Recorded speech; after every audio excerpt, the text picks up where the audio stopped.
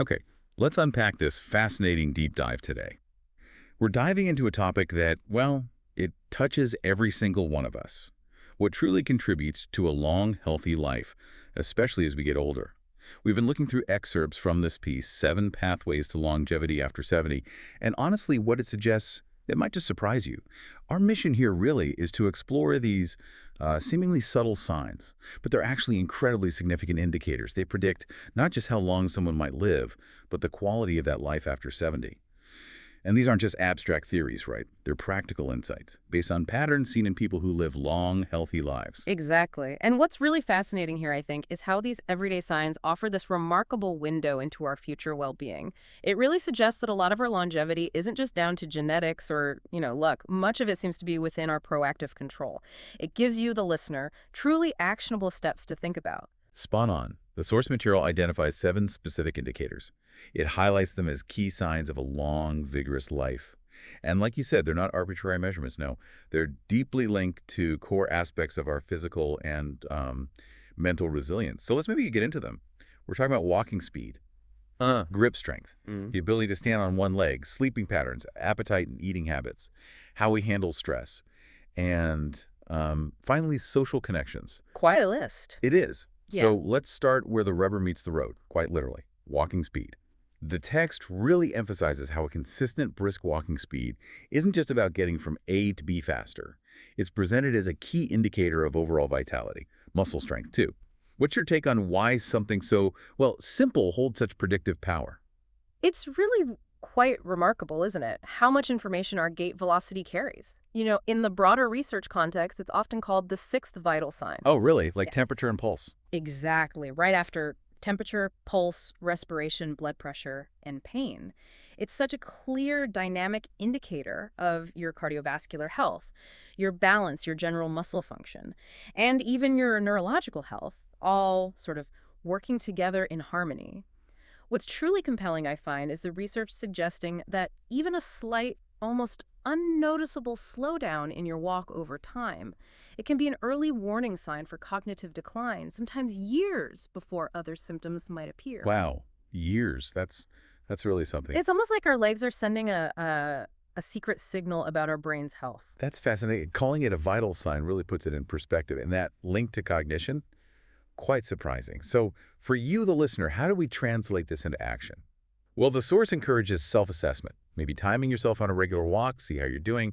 Then practically, it suggests things like incorporating more regular brisk walks, aiming for a pace where, you can still talk, but maybe not easily sing, Right, that's a good benchmark. or even specific exercises to improve leg strength and endurance. Makes sense? Okay, so from our stride, the source then zooms in on another indicator, Yeah. one that's surprisingly telling and literally in our hands, grip strength. Now, when I first read this was a predictor, I have to admit, I was a bit skeptical. It seemed almost too simple. Yeah, I can see that. Your skepticism is completely understandable. It feels a bit counterintuitive at first. But a key insight here is that grip strength isn't just about, lifting heavy things or carrying groceries. It's actually a fantastic, quick, non-invasive proxy for overall body strength and for bone density too. And even, as you hinted, cardiovascular health. Cardiovascular, how so? Well, some studies show a stronger grip correlates with healthier arterial walls, suggesting it's a kind of stand-in for overall vascular robustness. Think of it like a snapshot of your entire muscular skeletal system's integrity. It can even provide clues about your microvasculature, those tiny blood vessels critical to all organ function. Okay, that connection makes it much more compelling. So what's the practical application here? What can you do about it? The good news is it's absolutely something you can work on. The source suggests simple exercises like using Yeah. those hand grippers you see around. Or even just squeezing a tennis ball. Right. Yeah. Or just being more mindful in daily life. Activities that challenge your grip, like carrying shopping bags or opening tight jars yourself. Little things add up. Definitely. Okay, moving on to another physical indicator. Again, deceptively simple. Ability to stand on one leg. This sign specifically demonstrates the importance of balance and postural control, shown by being able to hold that one-legged stance for a bit. Yeah, this simple test speaks volumes. Its primary relevance obviously lies directly in fall prevention, which, as we age, becomes a major concern, right? A leading cause of injury. But beyond just falls, it's deeply linked to neurological health. to the efficiency of your vestibular system, that's your inner ear's role in balance and overall proprioception. Proprioception, that's your body's sense of where it is in space. Exactly. Your body's subconscious sense of its position. Losing this ability, the balance, can indicate a decline in these really crucial sensory and motor pathways. So the advice here sounds pretty straightforward. Practice. Pretty much. The material suggests incorporating balance exercises into your routine. You can start simply, holding onto a counter or a wall, then gradually work towards letting go as you feel more stable. Even just standing on one leg while brushing your teeth can make a difference over time. Simple habits. Okay, shifting gears now from physical actions to our, crucial downtime. The fourth pathway examines our sleeping patterns, and the source emphasizes the quality and consistency of sleep. It's not just about the sheer number of hours logged, apparently. Oh, absolutely. It's truly remarkable how foundational quality sleep is. It's not just downtime for rest, you see. It's a critical period for deep physiological recovery, cognitive consolidation, basically, memory sorting, and mood regulation. A really profound insight here is the role of the glymphatic system. Glymphatic. Never heard of it. It's relatively recently discovered, actually. It's like a waste clearance system in the brain.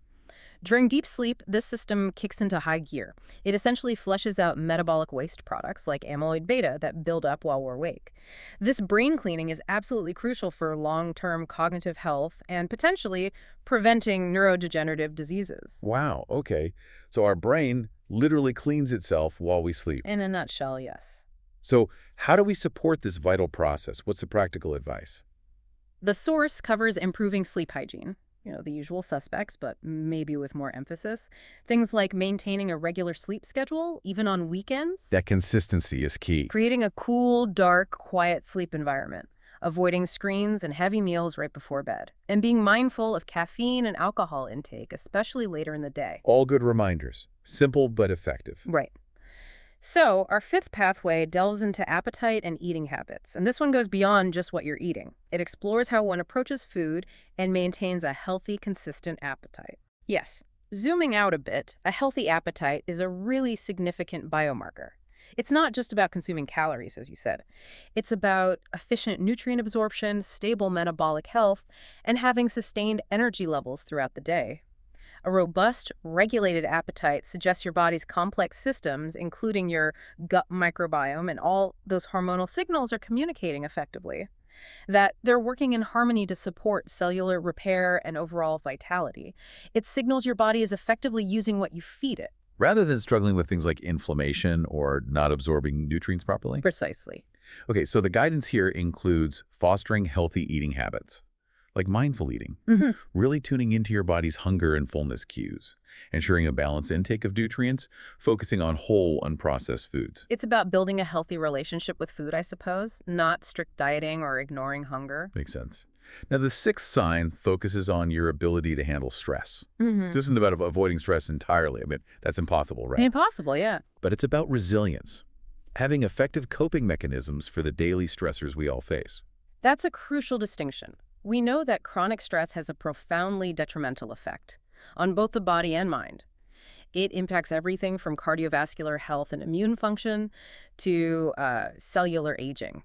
For instance, chronic stress can actually lead to the shortening of telomeres. Those protective caps on our chromosomes. Exactly, which basically accelerates cellular aging. It also keeps our bodies in a state of chronic inflammation. Not good. So the ability to manage stress effectively, to navigate your allostatic load, the wear and tear on the body, is a direct and powerful contributor to longevity. It's really about how quickly and effectively your body returns to a calm state after something stressful happens. Okay, so what does managing stress effectively look like in practice? What does the source suggest? It outlines proactive strategies, things like mindfulness practices, meditation, deep breathing. Regular physical activity is huge for stress relief, too. Definitely. Spending time in nature, creative outlets. And it also emphasizes maintaining healthy relationships.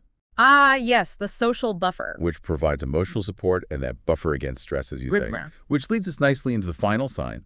The seventh sign, which I think is often underestimated in its biological impact, social connections.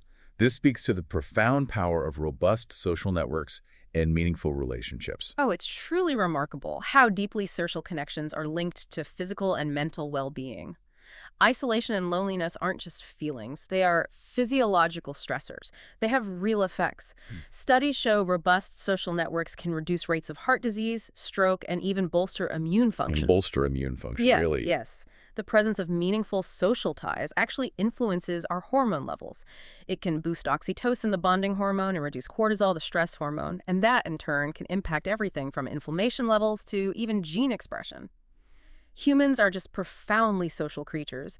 Genuine connection provides this powerful protective factor against both physical and mental decline. It acts almost like a biological nutrient. A biological nutrient. I like that framing. So how do we cultivate that nutrient? The material offers insights on fostering and maintaining strong social bonds. Actively participating in your community, maybe? Reaching out to friends and family regularly. Finding groups or activities that align with your interests, yeah. It's about being proactive, isn't it? Yeah. Building and nurturing your network and really recognizing it as a pillar of your long-term health, not just a nice to have. Absolutely. So, wrapping this up, what does this all mean for you, the listener? I think the overarching takeaway here is that these 7 signs aren't just predictive markers you passively observe.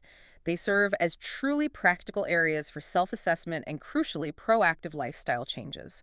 They really empower you to extend and enhance your life by focusing on these, well, surprisingly simple yet profound indicators that directly impact your biology. That's a crucial point. Uh-huh. Highlighting how these aren't just isolated observations you tick off a list.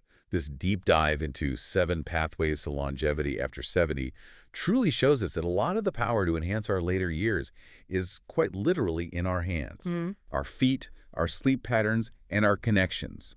Seemingly simple everyday things, but when you view them through this lens of scientific patterns, they reveal powerful, actionable insights into healthy aging. Right. And in a broader context, this really underscores that merely knowing these indicators isn't enough, is it? It's about understanding them and then applying that understanding, which raises, I think, an important question for each of us. How can we use these insights not just to live longer, but to live more fully, more robustly as we age? That's the key question.